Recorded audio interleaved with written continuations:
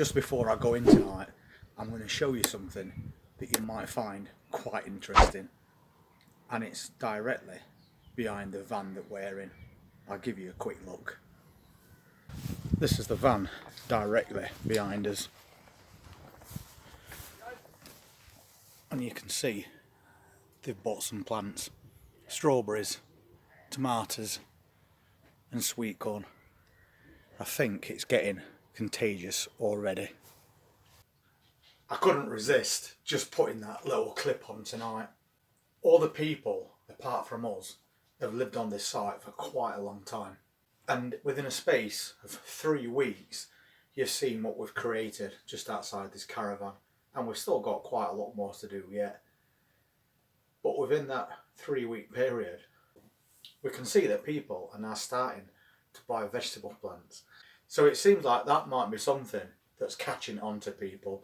I've had 3 or 4 people that's passed the van tonight while I was just finishing off outside. And they stood looking at it saying, that looks amazing. The one thing they didn't realise though is the majority of those plants outside are vegetables. Because we've added a bit of colour here and there, they just assume that they're all flowers. But when I explained to them exactly what we were growing, they was quite surprised. So maybe that's going to catch on to a few more people.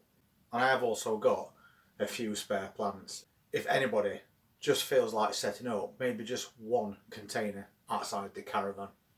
And as a lot of people have commented, it's very surprising just how much you can grow in a very small space.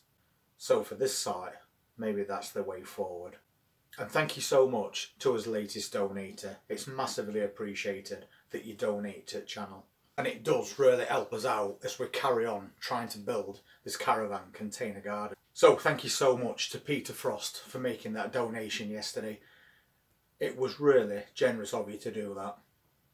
And as we all know, everything goes back into this channel so we can keep making this caravan container garden bigger and better every day.